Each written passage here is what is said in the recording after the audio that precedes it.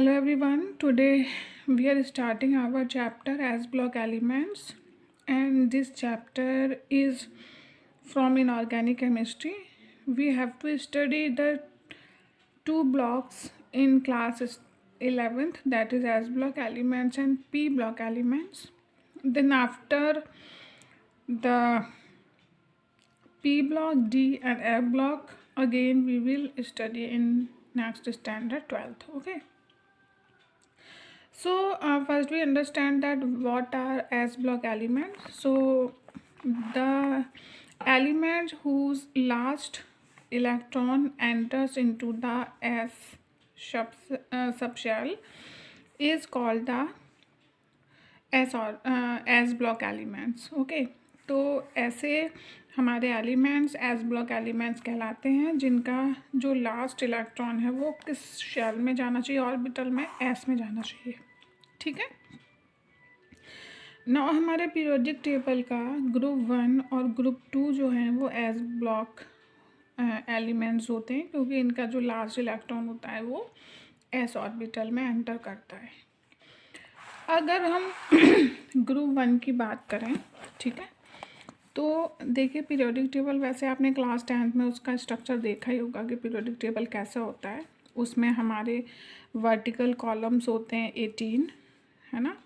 तो जैसे सपोज़ 2 यहाँ पर लेते हैं हम, है ना, और उसके बाद में यहाँ पर हम 10 लेते हैं, फिर अगेन तो ये हो गया हमारा कितना 12, फिर 13, 14, 15, 16, 17, 18. ठीक है, इस तरीके से होता है. सपोज़ मैं सिर्फ जस्ट आइडिया दे रही हूँ आपको इसका. ठीक है, ओके. और फिर यहाँ पर 2 हमारे फिर से सीरीज़ होती हैं. ठीक है, तो ये जो है हमारे 2 जो फर्स्ट हैं ये हमारे दोनों ही क्या हैं, एस ब्लॉक हैं. ठीक है, उसके बाद में ये जो है हमारे यहाँ पर हमारे 10 डी ब्लॉक एलिमेंट्स होते हैं. ठीक है, जिसको हम ट्रांजिशनल 1 2 3 मतलब 10 होते हैं टोटल. ये होता है हमारा डी ब्लॉक, ये होता है हमारा पी, ये तो हमारा इनर्ट गैसेस हैं, ये पी ब्लॉक एलिमेंट हो गए. ठीक है, और ये जो हमारे 2 यहाँ पर हैं ये हमारे एफ ब्लॉक होते हैं. ठीक है, जो लैंथेनॉइड और एक्टेनॉइड सीरीज़ होती है वो. तो ये जो एस ब्लॉक हैं ये हमारे फर्स्ट और सेकंड ग्रुप जो है, ये फर्स्ट ग्रुप ये सेकंड ग्रुप, इसके जो एलिमेंट हैं वो हमारे एस ब्लॉक हैं जो हमें अभी पढ़ना है. तो जैसे हमारा फर्स्ट ग्रुप जो है उसके हैं जो एलिमेंट दैट इज़ लीना की रब से फरियाद. ठीक है, लीना की रब से फरियाद.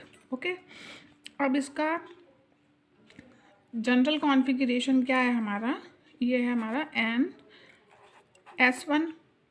N is number of shell, S orbital हमें पता है, उसमें हमारा 1 इलेक्ट्रॉन सब में जाएगा. लिथियम का एटॉमिक नंबर 3 होता है, तो इसका क्या होगा 1s2 2s1. ठीक है, तो यहाँ पर क्या होगा हमारा इसका जनरल कॉन्फ़िगरेशन 2s1, फिर 3s1 नेक्स्ट वाले का, फिर नेक्स्ट का 4s1, रुबीडियम का 5s1, सीजियम का 6s1 एंड फ्रेंशियम का 7s1. ओके, अब हमें क्या करना है, अब इससे पहले हम क्या लिखें, इससे पहले हम नोबल गैसेस का इसके लिए हम कॉन्फ़िगरेशन दे सकते हैं. एटॉमिक नंबर कैसे पता चलेगा, सपोज़ इसका 3 था, आप 3 में +8 कर दीजिए तो वो सोडियम का आ जाएगा. इसमें फिर से +8 कर दीजिए, इसका आ जाएगा. अब इसमें +18 कर दीजिए, इसका आ जाएगा. इसमें फिर से 18 कर दीजिए. ठीक है, तो सीजियम का आ जाएगा. तो 37 और 18 55. ठीक है, और इसमें आप 32 कर दीजिए तो फ्रेंशियम का आ जाएगा. ठीक है, कितना करो प्लस, इसको 32 कर दो तो ये जो होगा ये किसका आ जाएगा, फ्रेंशियम का आ जाएगा.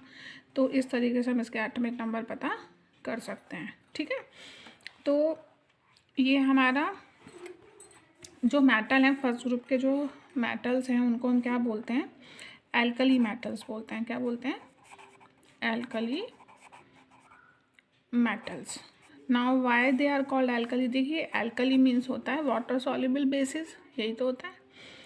तो ये जो हमारे मेटल्स हैं इनके ऑक्साइड जब वाटर में सॉल्युबल होते हैं तो वो स्ट्रॉन्ग बेस बनाते हैं, इसीलिए हम इसको क्या कहते हैं, एल्कली मेटल्स बोलते हैं। ठीक है, तो it can be a question कि why group 1 element are called alkali metals, तो हमको इस तरीके से उसका आंसर करना है।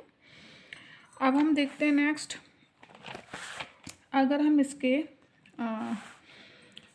क्या बात करें कि कुछ प्रॉपर्टीज़ की बात करेंगे, तो ये जो हमारे एस ब्लॉक के जो एलिमेंट्स होते हैं वो साइज़ में स्मॉल होते हैं, इलेक्ट्रोनेगेटिविटी हाई होती है और इनकी आयोनाइजेशन एनर्जी भी कैसी होती है, हाई होती है। ठीक है, यहाँ पर अवेलेबिलिटी नहीं होती है किसकी, डी ऑर्बिटल्स की, D orbitals are not present. Okay, group 2 element होते हैं जो हमारे, अगर हम ग्रुप 2 एलिमेंट की बात करें तो वो हो जाएगा हमारा, मानिए कार, गुड जी।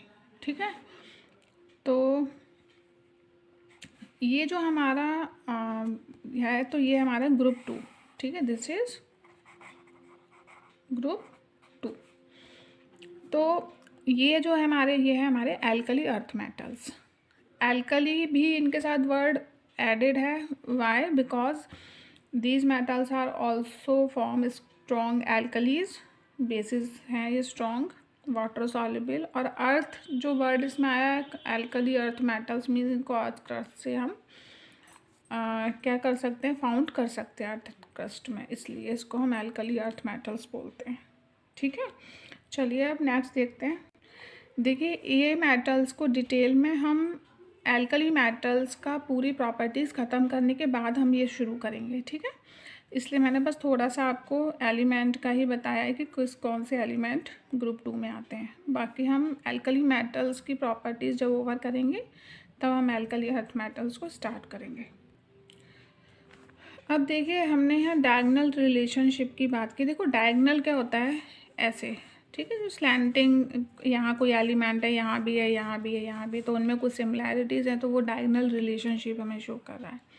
तो हमने लिखा है कि सेकेंड एंड थर्ड एलिमेंट जो होते हैं पीरियड के, वो डायगोनल रिलेशनशिप को शो करते हैं। और करते क्यों हैं, क्योंकि उनका जो सिमिलैरिटी होती है आयनिक साइज़ में और रेडियस, ठीक है ना, तो जिसकी वजह से वो सिमिलैरिटी शो करते हैं। अब एग्जाम्पल में हमने लिखा है जैसे कि lithium, sodium, beryllium, magnesium, boron, aluminium. ठीक है, ये हमने फर्स्ट, सेकेंड और थर्ड पीरियड के एलिमेंट्स को लिखा है। तो ये लिथियम सिमिलैरिटी शो करता है मैग्नीशियम से, बेरिलियम करता है एल्युमिनियम से। तो इस रिलेशनशिप को ही हम क्या बोलते हैं, डायगोनल रिलेशनशिप बोलते हैं। अब लिथियम, और हमने यहाँ नोट में लिख भी दिया है कि लिथियम की प्रॉपर्टी मैग्नीशियम से सिमिलर होंगी और बेरिलियम के एल्युमिनियम से सिमिलर होंगी। ठीक है, देखिए यहाँ पर एल्कली मेटल्स के बारे में आपको बता ही चुकी हूँ। इनका कॉन्फ़िगरेशन NS1 होता है। उससे पहले हम नोबल गैस कॉन्फ़िगरेशन लिख देते हैं ताकि हमें बहुत लंबा सा उसका कॉन्फ़िगरेशन ना लिखना पड़े, क्योंकि यहाँ 87, 85 होने तक तो हमको बहुत जगह में लिखना पड़ेगा कॉन्फ़िगरेशन, इसलिए हम उसको शॉर्ट कर देते हैं नोबल गैसेस को वहाँ पर ऐड करके। तो यहाँ पर helium, neon, argon, krypton, xenon and radon, ये हमने कर दिया।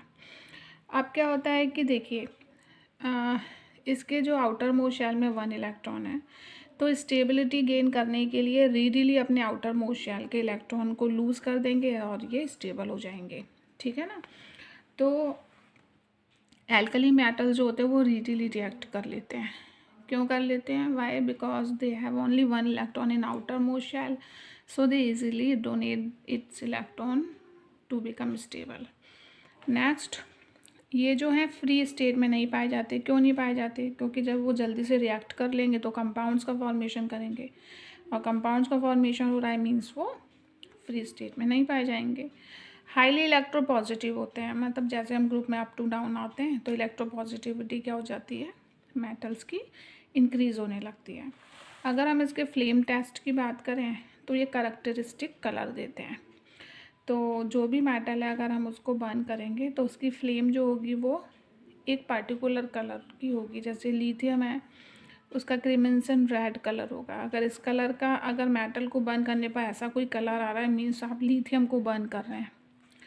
ऐसे ही सोडियम येलो कलर से बर्न होता है, पोटेशियम वॉयलेट कलर से होता है, रुबीडियम रेड वायलेट कलर से होता है, और जो हमारा सीज़ियम है वो ब्लू कलर से बर्न होता है। ठीक है, अब इसका रीज़न क्या है, इन फ्लेम जो कलर शो करे, इसका रीज़न ये है कि इनका जब आउटर मोस्ट शेल का जो इलेक्ट्रॉन है वो एक्साइट होता है हीटिंग करने पर, तो वो हायर लेवल में चला जाता है एनर्जी के, और फिर जब वो वापस ग्राउंड स्टेट पर आता है तो वो क्या करता है, रेडिएट करता है एनर्जी को।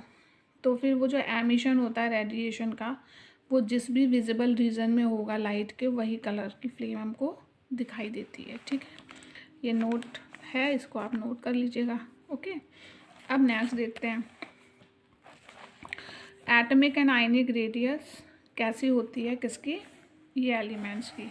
ठीक है, तो देखिए हमने पहले इन एलिमेंट्स को लिखा, lithium, sodium, potassium, rubidium, caesium, francium. Francium को हम ज़्यादातर काउंट नहीं करते हैं, क्यों, क्योंकि ये रेडियो एक्टिव एलिमेंट है, तो इसकी प्रॉपर्टी को हम बाकी की प्रॉपर्टी में नहीं काउंट करते हैं। ठीक है, अब क्या होता है, एटॉमिक रेडियस जब हम अप टू डाउन आएंगे ग्रुप में तो वो इंक्रीज़ होती है। वाई, एटॉमिक नंबर इंक्रीज़ होगा, नंबर ऑफ शेल्स भी इंक्रीज़ होंगे, जिससे एटम का साइज भी इंक्रीज़ हो जाएगा।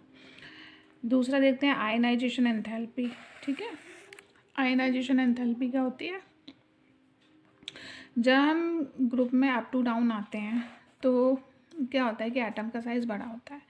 और ionization enthalpy what is, it is a energy required to withdraw one electron from isolated gaseous atom. किसी आइसोलेटेड गैसियस एटम से एक इलेक्ट्रॉन को विड्रॉ करने में या निकालने में हमें जितनी एनर्जी को खर्च करना पड़ता है वही उसकी आयनाइजेशन एनर्जी होती है।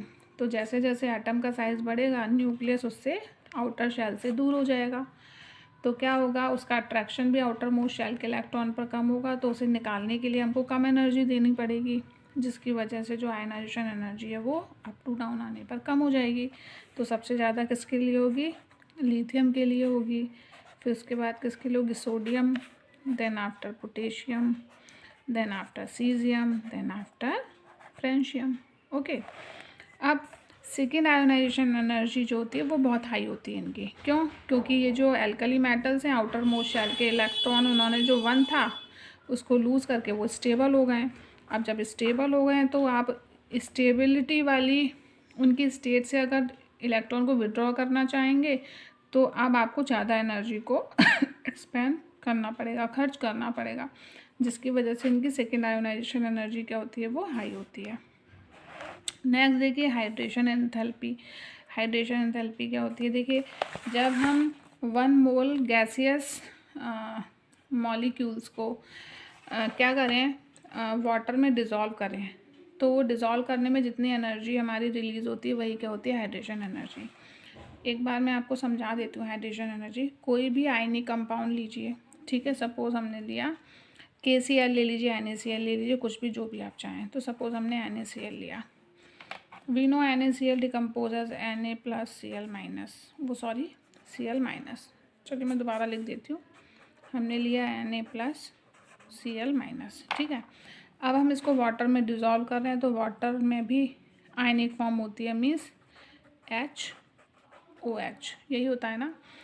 अब देखिए ये जो OH आयन है ये oppositely charge ion attract each other, यही होता है ना। तो ये OH जो है ये Na की तरफ अट्रैक्ट होगा इससे अटैच होने के लिए। तो सपोज़ ये माइनस से यहाँ पर Na को इसने सराउंड कर लिया, ठीक है, अपोजिटली चार्ज आयन ने, और जो ये H है ये इसको सराउंड कर लेगा पॉजिटिवली चार्ज को, ठीक है, सपोज सराउंड कर लिया। अब क्या हुआ, जब ये आपस में अटैच हुए तो ये जो आइसोलेटेड आयंस थे इनकी काइनेटिक एनर्जी डिक्रीज़ हुई, और एनर्जी डिक्रीज़ होने से वो रेडिएट होगी एनर्जी, ठीक है। तो जब ये एनर्जी रिलीज़ होगी ये अपोजिटली चार्ज आयंस के आपस में अटैच होने से, तो वही क्या होती है, हाइड्रेशन एंथैल्पी होती है। That is hydration enthalpy.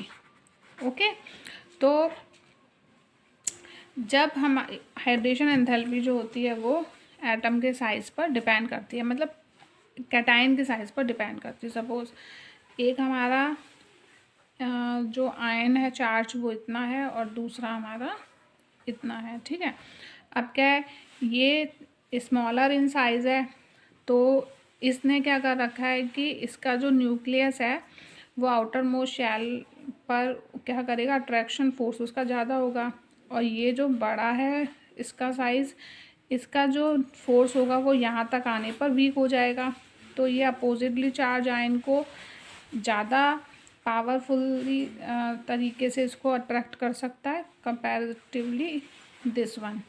तो क्या होगा, हाइड्रेशन एंथैल्पी जो होती है वो एटम के साइज़ पर, मतलब कैटाइन के साइज़ पर डिपेंड करती है।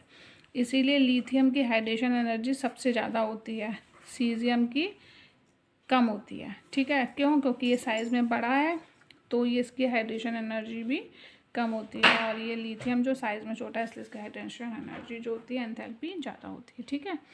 तो hydration energy is inversely proportional to size of cation. Cation का साइज़ छोटा, हाइड्रेशन एनर्जी ज़्यादा, कैटाइन का आयन बड़ा, हाइड्रेशन एनर्जी कम। Now when we talk about the physical property of alkali metals, तो जो हमारी फर्स्ट प्रॉपर्टी वो है कि वो सिल्वरी वाइट होती हैं कलर में, सॉफ्ट और लाइट मेटल्स होती हैं, ठीक है। जो सेकेंड है हमारा वो है melting point of alkali metal is low. उनका मेल्टिंग पॉइंट लो क्यों होता है, वीक मेटेलिक बॉन्डिंग की वजह से। अभी मेटेलिक बॉन्डिंग क्या होती है आई विल टेल यू, ठीक है। तो नेक्स्ट जो प्रॉपर्टी है वो है these metal and their salt impart characteristic colour. वो हम अभी फ्लेम टेस्ट में पहले ही पढ़ चुके हैं कि इनके करेक्टरिस्टिक कलर होते हैं, और क्यों होते हैं कलर उसका रीज़न भी हम देख चुके हैं, ठीक है। अगर हम ऑर्डर ऑफ डेंसिटी की बात करें तो डेंसिटी जो होती है वो इंक्रीज़ होती है लिथियम से सीजियम की तरफ जाने पर, ठीक है। बट जो पोटेशियम की डेंसिटी है वो सोडियम से क्या होती है, कम होती है, ठीक है। तो हमारा जो पोटेशियम को हमने यहाँ लिखा है, इसको हम रिवर्स करना पड़ेगा हमको, ठीक है। तो हमारा सोडियम की डेंसिटी पोटेशियम से ज़्यादा होती है, तो यहाँ पे आएगा सोडियम और यहाँ पर आएगा हमारा पोटेशियम। ऐसा क्यों होता है कि जो हमारा पोटेशियम होता है ना उसमें वैकेंट डी ऑर्बिटल होता है, जिसकी वजह से इसका साइज़ बड़ा हो जाता है। तो देखिए अगर हमारे पास इतनी सी जगह में इलेक्ट्रॉन होंगे और इतनी सारी जगह में इलेक्ट्रॉन होंगे तो किसकी डेंसिटी ज़्यादा होगी, इसकी डेंसिटी ज़्यादा होगी, ऑब्वियस सी बात है। क्योंकि ये साइज़ बड़ा हो जाएगा तो इलेक्ट्रॉन दूर दूर हो जाएंगे, यहाँ पर पास पास रहेंगे तो वो डेंसिटी को इंक्रीज़ करेंगे, ठीक है। तो इसलिए जो हमारा पोटेशियम है उसकी डेंसिटी क्या होती है, कम होती है सोडियम से। तो ये ऑर्डर हो गया हमारा डेंसिटी का। तो ये लिथियम है, पोटेशियम, ये एक्सेप्शन है, ठीक है इसमें। तो ये हो गया, ठीक है। चलिए अब नेक्स्ट देखते हैं। नाउ सी मेटेलिक बॉन्डिंग क्या होती है। देखिए सपोज हमारे पास ये दो मेटल्स हैं, ठीक है, these are two metals. Metal है तो हम इसको एम से रिप्रेजेंट कर रहे हैं। सपोज ये मेटल, इस पर पॉजिटिव 1 चार्ज है, इस पर सपोज 2 या 3 चार्ज, मान लीजिए 3 है सपोज, ठीक है। इसके पास 1 पॉजिटिव चार्ज होने का मतलब है कि इसने अपना एक 1 जो इलेक्ट्रॉन है इसने अपना लूज़ कर रखा है, यही तो मीनिंग हुआ इसका। तो यानी इसने एक इलेक्ट्रॉन को लूज़ कर रखा है। इस पर 3 चार्ज है तो मतलब इसने यहाँ पे 3 इलेक्ट्रॉन्स को लूज़ कर रखा है, ठीक है। सपोज ऐसे बहुत सारे, हमने बड़ा सा हमारे पास सेक्शन है जिसमें बहुत सारे इसी तरह का पैटर्न है कि positive ion, negative ion, positive ion, negative ion. अब देखिए यहाँ पर एक पॉजिटिव आयन, एक नेगेटिव आयन, यहाँ पर एक ही मेटल आइटम से 3 पॉजिटिव 3 नेगेटिव। तो किस में फोर्स ऑफ अट्रैक्शन ज़्यादा होगा, इसमें ज़्यादा होगा। क्योंकि जो नेगेटिव आयन है, सपोज इसका अगर हम बड़ा सा सेक्शन लेने की कोशिश करें, एम एम एम एम इस तरीके से, तो जो हमारे ये इलेक्ट्रॉन है ना, तो ये इसको चारों तरफ से इस तरीके से क्या करते हैं, सराउंड कर लेते हैं, ठीक है। ये क्लाउड बना लेते हैं चारों तरफ, जिसकी वजह से ये पॉजिटिव और नेगेटिव फोर्स ऑफ अट्रैक्शन जो होता है ज़्यादा हो जाता है। और जितना फोर्स ऑफ अट्रैक्शन ज़्यादा होगा उसको मेल्ट करने में उतनी ज़्यादा एनर्जी हमको प्रोवाइड करनी पड़ेगी, या फिर उसकी बॉन्डिंग को ब्रेक करने में उतनी ज़्यादा एनर्जी प्रोवाइड करनी पड़ेगी। इसी को हम क्या कहते हैं, मेटेलिक बॉन्डिंग कहते हैं। ठीक है, तो क्योंकि हमारे एल्कली मेटल में सिर्फ एक ही इलेक्ट्रॉन होता है, मीन्स आउटर मोस्ट शेल में 1 इलेक्ट्रॉन होता है, तो वो इजीली लूज हो जाता है, वो पॉजिटिवली आयन बना लेते हैं। तो अब ये एक एक होने की वजह से इसमें मेटेलिक बॉन्डिंग भी क्या होती है, वीक होती है, इसलिए इनके मेल्टिंग पॉइंट या बॉइलिंग पॉइंट क्या होते हैं, कंपेरेटिवली अदर एलिमेंट्स के कंपैरिजन में कम होते हैं, मतलब लो होते हैं। ठीक है, समझ में आया।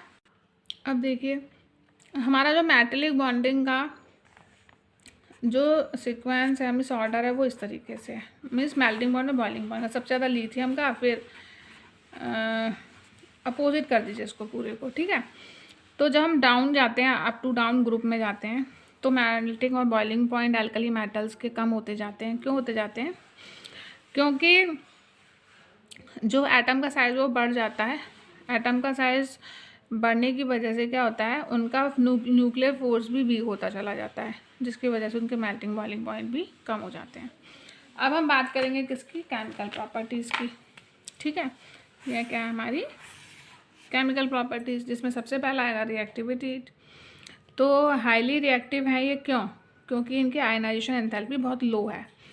तो लो आयनाइजेशन एंथैल्पी क्यों है? क्योंकि इनके आउटर मोस्ट शेल में सिर्फ 1 ही इलेक्ट्रॉन है, जिसको लूज़ करना बहुत आसान है, इसकी वजह से इनकी रिएक्टिविटी भी हाई है।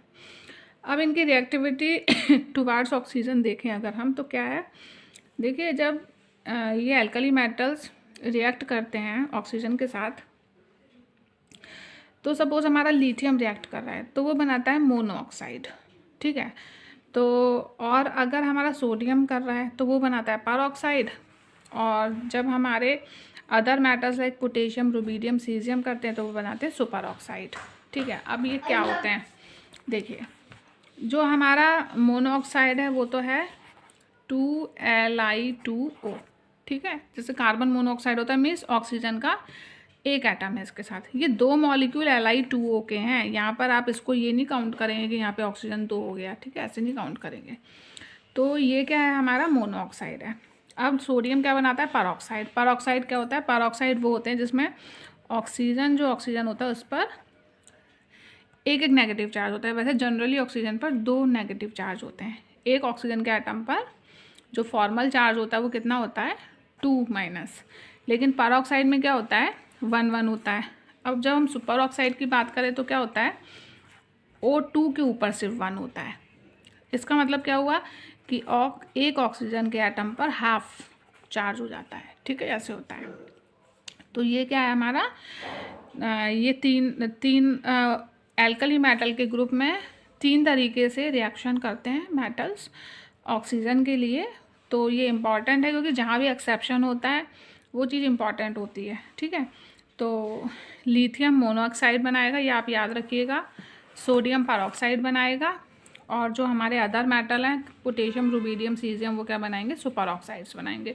और ये सब क्या होते हैं ये मैंने आपको बता दिए हैं। ठीक है, चलिए अब रिएक्टिविटी टुवार्ड्स वाटर अगर बात करें तो एल्कली मेटल जो होते हैं वाटर से रिएक्ट करके हाइड्रोक्साइड और डाईहाइड्रोजन मीन्स हाइड्रोजन गैस बना लेते हैं। अब देखिए ये हमारा मेटल रिएक्ट कर रहा है किससे, वाटर के साथ। ठीक है, तो ये 2m+OH-, या फिर हम इसको ऐसे भी लिख सकते हैं OH-, इस तरीके से, प्लस डाईहाइड्रोजन हो गया हमारा H2 यहाँ पर। ठीक है, जहाँ पर M एल्कली मेटल है। अब एक मेटल को लेके देख लीजिए, NaH2O, NaOH+H2। अब जो है हमारा लिथियम, वो जो है वाटर के साथ लेस वाइग्रसली रिएक्ट करता है देन सोडियम।